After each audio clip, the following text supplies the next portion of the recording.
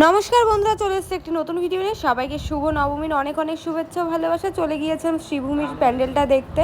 ভেবেছিলাম আজকে ভিড়টা কমই থাকবে, কিন্তু তারপরেও গিয়ে বাপরে বাপ কি যে বলবো, 1.5 ঘন্টা, তাও আমরা 1.5 থেকে 2 ঘন্টা লাইন দিয়েছিলাম, সেরকম একটা লাইন দিতে হয়নি, বেঁচে গেছি।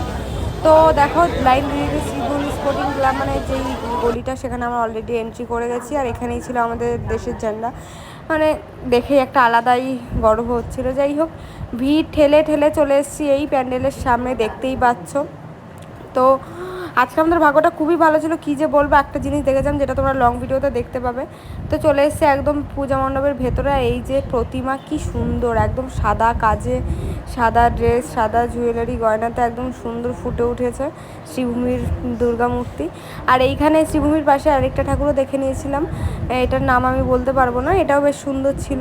আর তারপরে চলে এসেছিলাম কিছু খেতে একটা রেস্টুরেন্টে। এখানে আমরা নুডলস খেয়ে চলে গিয়েছিলাম বাড়ি। তখন রাত বাজে 2:30।